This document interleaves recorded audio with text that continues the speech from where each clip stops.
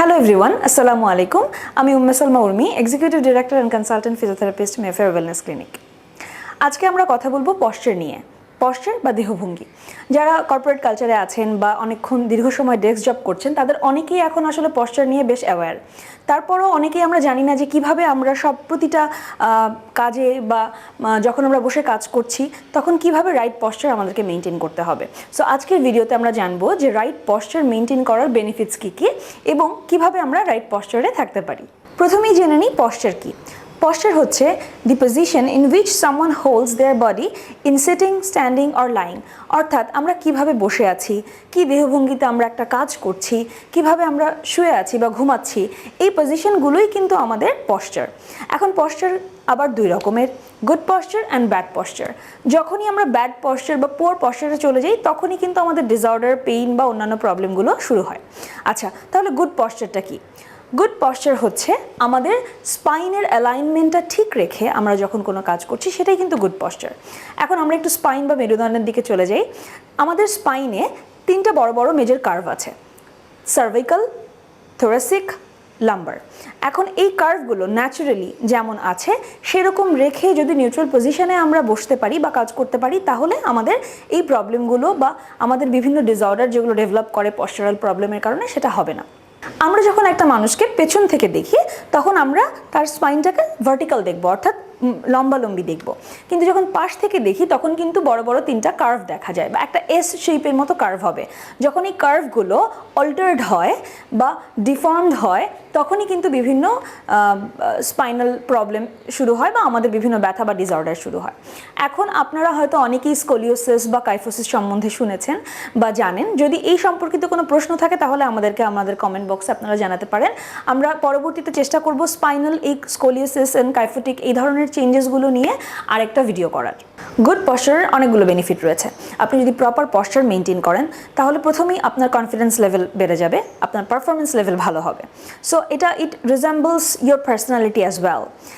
এরপরে যদি চলে যাই, আমাদের নেক পেইন, ব্যাক পেইনের একটা বড় কারণ হচ্ছে লং টার্ম রং পশ্চারে মেনটেন করা। সো পশ্চার যদি আমাদের ঠিক থাকে তাহলে কিন্তু আমাদের ব্যাক পেইন বা নেক পেইনের এই সমস্যাগুলোকে আমরা ইজিলি অ্যাভয়েড করতে পারবো। তারপরে চলে যাই যে আমাদের জয়েন্টগুলোতে যদি আমরা রং পশ্চারে থাকি তাহলে অতিরিক্ত একটা প্রেশার পড়ে। সো মাসেলের উপর, লিগামেন্টের উপর, টেন্ডনের উপর যে একটা এক্সট্রা প্রেশার পড়ে, আপনি যদি রাইট পশ্চার মেনটেন করেন তাহলে এই প্রেশারটা পড়বে না। তাহলেও ইজিলি আপনি অনেক রকম ডিসঅর্ডার বা প্রবলেম থেকে দূরে থাকতে পারবেন।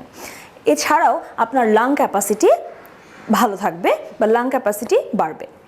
এখন আমরা জেনে নিব যে স্ট্যান্ডিং, সিটিং বা লাইং প্রতিটা পশ্চারে কোন পশ্চারগুলো আসলে রাইট এবং কোনগুলো রং। প্রথমে চলুন আমরা স্ট্যান্ডিং পশ্চারটা দেখে নিই। যদি উপরের ছবিটাতে খেয়াল করেন তাহলে দেখবেন যে আমরা একটা গুড পশ্চারের সাথে কতগুলো রং পশ্চার কম্প্যারিজন করেছি।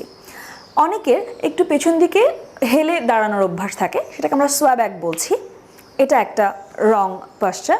তারপরে অনেক সময় দেখবেন অনেকে ঝুঁকে দাঁড়ায়, শোল্ডার্স দেখা যাচ্ছে রাউন্ডেড করে ঝুঁকে কুজো হয়ে দাঁড়াচ্ছে, সেটাও করা যাবে না।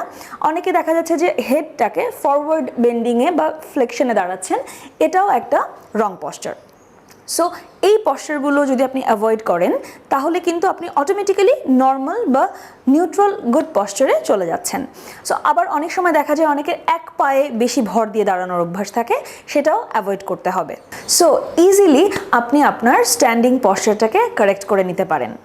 এরপরে চলে যাই যে কিভাবে আমাদের সিটিং পশ্চারটা মেনটেন করতে হবে, বা আমরা যারা লম্বা সময় ধরে ডেস্ক জব করছি তাদের জন্য এটা খুবই গুরুত্বপূর্ণ যে আমরা কিভাবে মনিটরের সাথে ডিস্টেন্স রাখবো, কিভাবে বসবো, সেটা আমাদের জানা খুবই জরুরি।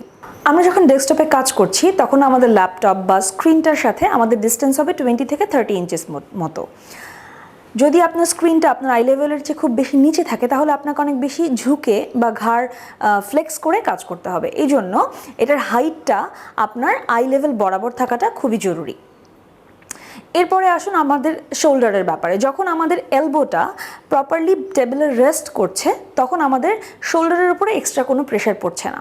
সো আমরা যখন কাজ করব এটা আমাদের মাথায় থাকতে হবে যে আমাদের এলবো থেকে যেন একটা 90 ডিগ্রি অ্যাঙ্গেল থাকে এবং এলবো থেকে হাত পর্যন্ত এটা যেন একটা রেস্ট রেস্টে থাকে, সেটা চেয়ারে বা টেবিলে রেস্ট করতে পারেন।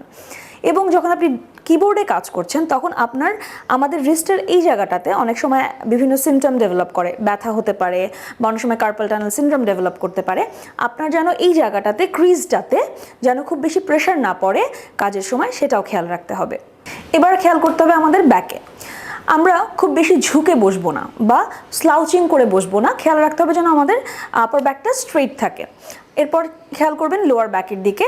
যদি আপনার চেয়ারটা এরগোনমিক চেয়ার না হয় সেক্ষেত্রে একটা পিলো ইউজ করতে পারেন অথবা একটা টাওয়াল রোল করেও আপনার ব্যাকে দিতে পারেন, তাতে আপনার লোয়ার ব্যাকটা সাপোর্টেড থাকবে। এরপর খেয়াল করব যেন আমাদের ফুটটা ঝুলে না থাকে, প্রপারলি ফ্লোরে রেস্ট করে। অনেক সময় দেখা যায় যে চেয়ারের এন্ডটা বা এজটা আমাদের নি জয়েন্টের পেছনে প্রেস করছে, সেটা যেন না হয় সেটাও খেয়াল রাখতে হবে, কারণ নি জয়েন্টের পেছন দিয়ে প্রচুর গুরুত্বপূর্ণ ভেসেলস এবং নার্ভ পাস করে। আরেকটা ব্যাপার খেয়াল রাখতে হবে যেন আমরা একটানা দীর্ঘক্ষণ বসে না থাকি। কাজ করার মাঝে মাঝে 30-40 মিনিট পর উঠে যদি একটু হেঁটে আসেন তাহলে সেটা আপনার জন্য ভালো হবে, ব্লাড সার্কুলেশন বাড়বে এবং কিছু স্ট্রেচিং এক্সারসাইজ যদি করে নিতে পারেন তাহলে তো আরও ভালো হয়। এরপরে আসবো আমরা লাইং পশ্চারের দিকে। লাইং পশ্চার বা প্রপার অ্যালাইনমেন্ট যদি ঠিক না থাকে সেক্ষেত্রেও আপনার বিভিন্ন প্রবলেম বা ডিসঅর্ডার হতে পারে। এক্ষেত্রে প্রথমে দুটো ব্যাপার দেখা জরুরি। প্রথমত আপনার বেড এবং সেকেন্ডলি আপনার পিলো। আপনার বেডটা যেন খুব বেশি নরম বা অনেক বেশি শক্ত না হয় সেটা আসলে খেয়াল রাখতে হবে। আবার অনেক সময় দেখা যায় অনেকের বেডে উঁচু নিচু থাকে, সেক্ষেত্রেও কিন্তু অনেক প্রবলেম হতে পারে। সো বেডের সফটনেস বা হার্ডনেসটা একটা প্রপার ব্যালেন্সে যেন থাকে সেটা খেয়াল রাখতে হবে। এরপরে চলে যাই পিলোতে। পিলোর হাইটটা যদি খুব বেশি নিচু হয় তাহলে কিন্তু আমাদের যে নেকের বা কার্ভেচার আছে সার্ভিক্যাল, সেটা প্রপারলি সাপোর্টেড হবে না। এই জন্য পিলোটা অনেক বেশি উঁচু বা অনেক বেশি চিকন হলেও হবে না। সো এটা আসলে পার্সন টু পার্সন ভ্যারি করবে যে আপনি কী ধরনের পিলোতে কমফোর্ট ফিল করছেন, এবং যখন শুয়ে আছেন তখন যেন আপনার পিলোটা আপনার সার্ভিক্যাল কার্ভেচারটাকে প্রপারলি সাপোর্ট করে, সেটা আপনাকে খেয়াল রাখতে হবে।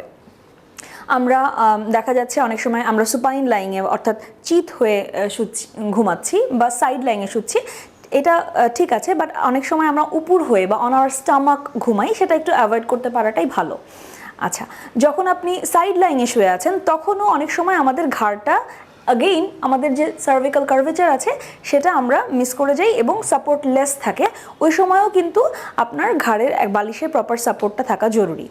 এবং আপনি এই ক্ষেত্রে দুটো হাঁটুর মাঝে একটা পিলো ইউজ করতে পারেন, সেটাও আপনার বডির বা আপনার জয়েন্টগুলোর প্রপার অ্যালাইনমেন্ট রাখতে হেল্প করবে। আজকে আমরা আরও কথা বলবো বেশ কিছু স্পেসিফিক অ্যাক্টিভিটিস নিয়ে যেগুলো আমরা সাধারণত রংলি করি। যেমন আমরা যখন ফ্লোর থেকে ভারী কোনো কিছু উঠাতে যাচ্ছি, সাধারণত আমরা স্পাইন থেকে বা লাম্বার স্পাইন থেকে আমরা ভাঁজ হচ্ছি, আমরা এভাবে জিনিসটা তুলছি। তো এটা ইটস ভেরি রং, বিকজ তখন আপনি ভারী জিনিসটা তুলতে গিয়ে আপনার ব্যাকে একটা স্ট্রেন করতে পারেন।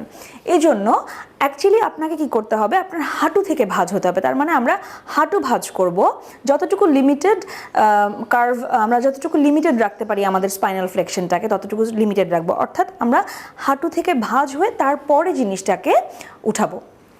এতে করে আপনার ব্যাকে একটা আনওয়ান্টেড স্ট্রেন হওয়া থেকে আপনি মুক্তি পাবেন। এরপরে আসি আমরা এখন যেটা করছি যে রেগুলার আমরা দীর্ঘ সময় আমরা আমাদের মোবাইল ফোন ইউজ করি, টেক্সটিং করছি বা কাজ করছি, তো তখন দেখা যাচ্ছে আমরা আমাদের ঘাড় থেকে অর্থাৎ আমরা ফোনটাকে এভাবে ইউজ করছি। সো আমার এখানে একটা বড় একটা ফ্লেকশন হয়ে আছে এবং লং টাইম আমরা এভাবে আছি। সো আমরা যদি ফোনটাকে এভাবে ইউজ না করে এভাবে ইউজ করি, অর্থাৎ আমার সার্ভিক্যাল স্পাইনের যে ফ্লেকশনটা এটাকে যদি আমরা কমাই তাহলে কিন্তু আমার সার্ভিক্যাল স্পাইনের উপর থেকে প্রেশারটা কমে যাবে এবং এখানকার বিভিন্ন অস্টিওফাইটিক এবং অস্টিওআর্থ্রাইটিক চেঞ্জেস হওয়া থেকে আপনি বাঁচবেন। এরপরে আসি অনেক সময় আমরা যখন ড্রাইভিং করছি, অনেকে আছেন যে প্যান্টের ব্যাক পকেটে অনেক সময় কিজ অ্যান্ড অনেক কিছু রেখে বসেন, বা ড্রাইভিংয়ের সময় অনেকটা স্লাউচিং বা কুজো হয়ে বসেন, এগুলোকে অ্যাভয়েড করতে হবে। যাদেরকে লম্বা সময় কোনো ব্যাকপ্যাক ইউজ করতে হয় অর্থাৎ ভারী ব্যাগ ইউজ করছেন, তারা এক শোল্ডারে ইউজ না করে চেষ্টা করবেন দুটো শোল্ডারেই ওয়েটটা ক্যারি করার। কিছু ব্যাগ পাওয়া যায় যেগুলোতে ডাবল স্ট্র্যাপ থাকে, সো সেরকম ব্যাগ যদি আপনি ইউজ করতে পারেন তাহলে ওয়েটটা আপনার ডিস্ট্রিবিউটেড হবে এবং আপনি বিভিন্ন পেইন বা প্রবলেম থেকে মুক্তি পাবেন। এরপরে আসি বাসায় বিভিন্ন হোম মেকাররা আছেন বা মহিলারা আছেন যারা দীর্ঘ সময় নিচে বসে কিছু কাটাকাটি করছেন বটিতে, বা দেখা যাচ্ছে অনেক সময় বসে কাপড় ধুচ্ছেন। এই পশ্চারগুলো খুবই রং এবং এসব ক্ষেত্রে দীর্ঘমেয়াদে কোমর ব্যথা হতে পারে। চেষ্টা করবেন কোনো কিছু কাটাকাটির জন্য বা ধোয়ার জন্য আপনি যদি দাঁড়িয়ে কোনো টেবিলে করতে পারেন সেটা আপনার জন্য ভালো। এরপরে আরেকটা খুব গুরুত্বপূর্ণ ব্যাপার, কিন্তু অনেকে হয়তো খেয়াল করেন না, আমি বলবো যে যারা হাই কমোড ইউজ করছেন সেক্ষেত্রে আপনি যদি আপনার পায়ের নিচে ছোট একটা টুল দিয়ে নেন তাহলে আপনার অ্যানাটমিক্যাল পশ্চারটা ঠিক থাকবে। এবং অনেক সময় দেখা যায় যে একটা গুরুত্বপূর্ণ নার্ভ আমাদের থাইয়ের পেছন দিয়ে প্রেস করে, যাদের অলরেডি সায়াটিকা বা এই ধরনের পেইন সিমটম থাকে, ওনারা যদি দীর্ঘ সময় হাই কমোডে বসেন তো ওই নার্ভটা কম্প্রেশন হয় এবং পেইনটা আরও অ্যাগ্রাভেট করে। তো যদি আপনি পায়ের নিচে একটা ছোট টুল ব্যবহার করেন তাহলে এটা থেকেও আপনি মুক্তি পাবেন। আশা করি পশ্চার রিলেটেড এই টিপসগুলো আপনাদের উপকারে আসবে। এবং এছাড়া যদি এ নিয়ে আপনি আরও কিছু জানতে চান তাহলে আমাদেরকে কমেন্ট বক্সে জানাতে পারেন অথবা আমাদের ফেসবুক পেজে যোগাযোগ করতে পারেন। পরবর্তীতে আরও বিভিন্ন রকম হেলথ টিপস পেতে আমাদের সাথেই থাকুন। ধন্যবাদ।